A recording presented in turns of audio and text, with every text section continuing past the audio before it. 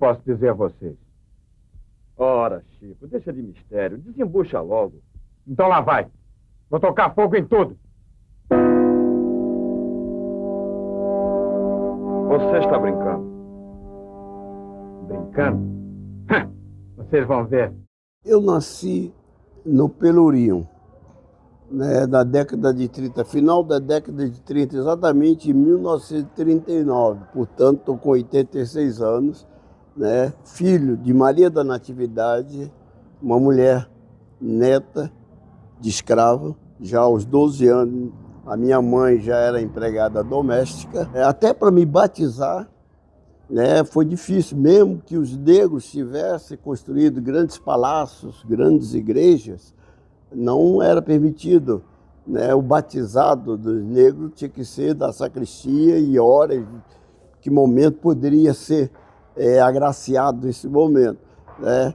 Tanto que a minha mãe me batiza na única igreja construída pelos negros, Rosário dos Pretos, já que minha mãe tinha um trabalho que, no meu olhar, né, já era um trabalho pesado, né, que por conta da escravidão, o que lhe era permitido era isso, né? Ela preparou o Antônio para ser alguém na vida. Então eu fui para o colégio interno, onde aprendi marceneiro, carpinteiro, alfaiate, linotipia.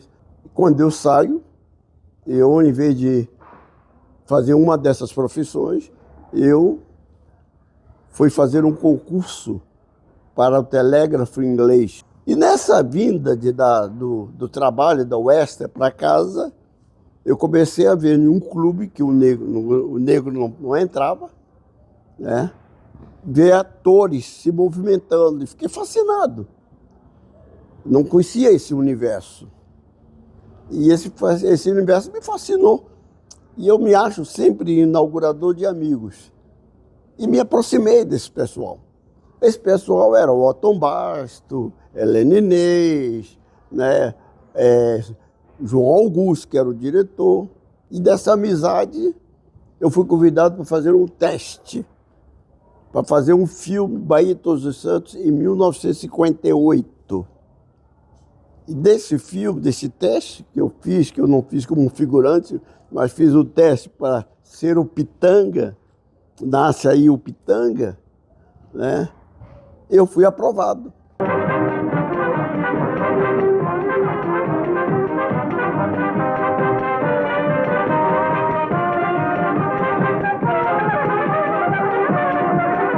Esse filme chama-se Bahia de Todos os Santos, é o que desencadeia o movimento Cinema Novo. O Glauber vai entrevistar o Trigueirinho e a partir daí nasce uma amizade entre o Glauber e o Pitanga, o Glauber e o Antônio Sampaio e Glauber, e o Glauber me leva para sua família e faz a pergunta clássica para mim: você quer ser ator? Eu poderia ter dito sim, eu já sou ator, estou trabalhando. Eu falei, quero sim, você tem que fazer teatro. Eu falei, mas teatro é para rico, teatro é de tarde, os cursos de teatro era à tarde, né? Ele disse, não, mas se você quer fazer teatro, eu disse, olha, eu moro em pensão, agora estou morando numa pensão, minha mãe tinha acabado de morrer, eu moro numa pensão. Aí me levou para a casa da família dele, Dona Lúcia, né? Me apresentou o pai dele, Damastor, o senhor Adamastor, a irmã, a Nessi Rocha, a mulher que ele tinha acabado de casar com a Helena Inês, passei a ser integrante da família Glauber. E os amigos do Glauber também eram meus amigos. Eu não entrei somente como um ator. Quando eu entro para os amigos do Glauber, que os amigos do Glauber eram Jorge Amado, Caribé, né? Jean-Pierre Verger, né? Então, o poeta e o escritor Clarivaldo Prado. Então, esses amigos, João Baldo, me faz ser também cabeças pensantes desse movimento. Então, quando o Glauber assume para fazer o Barravento, em 1960, né, eu sou convidado para fazer o Firmino Bispo dos Santos. Tanto o cinema novo quanto a interpretação do Antônio Pitanga é inaugural. Eu faço cinema antes do teatro, que eu protagonizava no Barra Vento, na Grande Feira, né, no Pagador de Promessa, que a gente ganhou a Palma de Ouro em 1962, né, com Anselmo Duarte. Eu inauguro uma maneira de interpretar que não é Brecht, não é Stanislavski, não é Grotowski, é uma interpretação genuinamente brasileira. O corpo que dança, o corpo que grita, o corpo que fala. Então, como era o movimento cinema novo, cabia isso. Estava cabendo isso, coube isto, está entendendo? Essa linguagem desse corpo.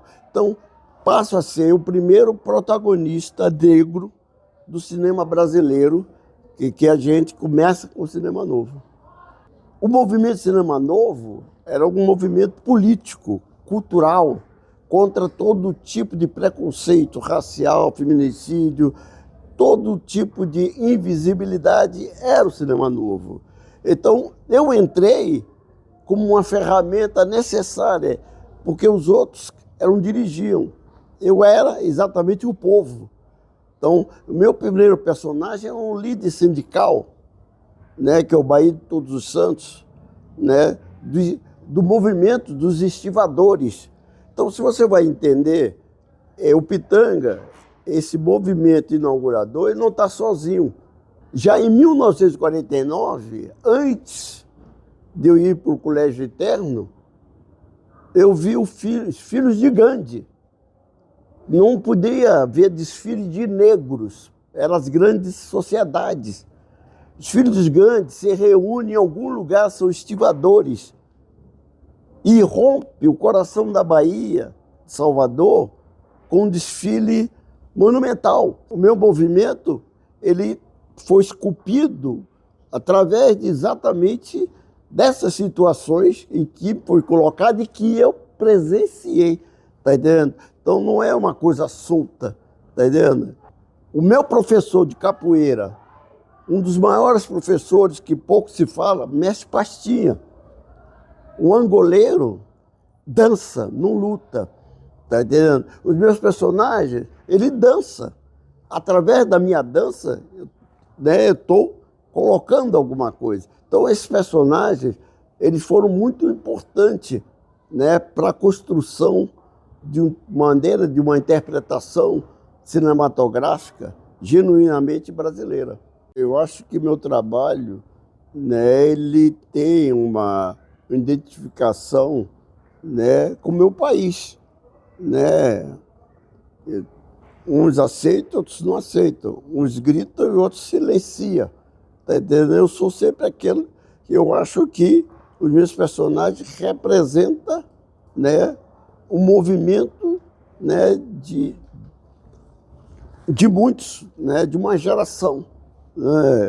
Acho que quando eu falo do Pelourinho, eu estou falando de Luiz Gama, eu estou falando de Luiz Amaim, eu estou falando de Abdias Nascimento, eu estou falando de Ruth de Souza, eu estou falando de Léa Garcia, eu estou falando de Milton Santos, tá entendendo? Eu estou falando de Solano Trindade, o poeta, tá entendendo? Então, eu acho que ali já está tatuado na alma, né, um movimento e um olhar que me identifica com a minha ancestralidade. Ninguém nasce no Pelourinho por acaso, rapaz. Você nasce Pelourinho, filha de escravo, neta de escravo, com as condições que você começa a entender desde cedo qual é o lugar do negro. O lugar tem negro, existe lugar de negro? Esse era o lugar colocado para a gente. Isso, eu estou falando do século XX e estou falando com você aqui do século XXI, que continua a mesma coisa. Nos pontos estratégicos de poder, o negro não está. Você encontra um aqui, o outro, né? A gente nem percebe. Eu acabei de fazer um filme chamado Malês, Tem reitores que não sabem da rebelião escrava. Tem a população brasileira que não sabe que já tivemos um presidente negro do Brasil, chamado Nilo Peçanha, em 1909, 1910. Então a gente não tem isso no currículo, não está na banca dos saberes. A nossa história está na oralidade. Bendito seja aqueles que têm fome, bendito seja a miséria, porque um dia eles se libertarão. Acho que o maior aprendizado é que eu não sou o dono da verdade. Eu sou um mensageiro, eu tenho uma missão, né? Acredito eu, né? E pela maneira aí que eu circulo, né? Eu acho que o melhor e o maior e mais importante aprendizado é jamais perder a minha referência, a minha ancestralidade.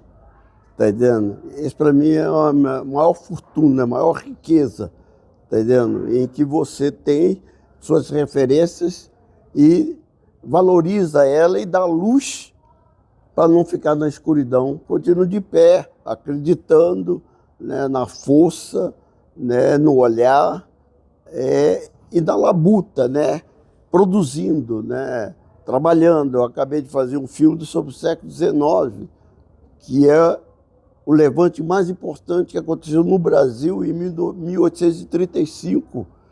Né? São tão importantes que, antes do filme ser lançado, eu fui convidado, eu e minha filha Camila, que é uma das atrizes principais do filme, para debater uma lei em Harvard, em Princeton, Pensilvânia e Harvard. E depois eu levei uma lei para a África, onde eu tinha estado com 22 anos. Quando eu saí do Brasil, 16 de abril de 64, em plena ditadura, eu fui saber de que África eu tinha vindo e fui para levar o filme agora, em 2025, para Burkina Faso. Em 64 eu vou para o norte da África, né, Benin, Togo, né, Daomé, Nigéria, Senegal. Eu tinha 22 anos, tá entendendo? Então, eu acho que esse olhar eu jamais perdi, eu jamais me empolguei pela vitrine da sedução. Eu sou um lutador, né? Como lutador eu tenho que estar prático. Aquela capoeira do Pastinha me serviu. Jogar minha bola, minha pelada 3 vezes por semana me deixa seguro, né? Ler, né? Estar perto da minha história, né? Eu acho que isso é a coisa mais importante para me manter vivo. Não, o que me faz mais feliz é que eu jamais perdi a referência. Eu digo que essa juventude, com o seu aguçamento, me possibilita me banhar, né, nesse movimento do jovem e não ficar no passado. Meu tempo é hoje. Eu trago a memória do passado, mas eu vivo hoje. E vivendo hoje, eu tenho uma relação com a juventude que me engrandece, me enriquece, até me rejuvenesce. Conversando com você, eu me rejuvenesço, porque você faz perguntas e eu respondo para a gente dialogar, trocar, interagir. Não, eu não venho como dono da verdade. Ah, no meu tempo era assim. Para dialogar esse passado, eu dialogo com o presente. Dialogando com você, eu estou dialogando com o Fernando Montenegro, estou dialogando com o Otto Bastos, com o Tonico Pereira, com o Tony Tornado, com o Zezé Mota. Então, nós somos o que ainda estão. Muitos dos nossos já foram. Mas a gente tem que manter a chama viva, né? E não entregar o bastão e dizer, estou passando porque eu estou velho. Pode ser. Do Pitanga eu acredito tudo. Os orixás, quando baixa, acabou. Não tem idade.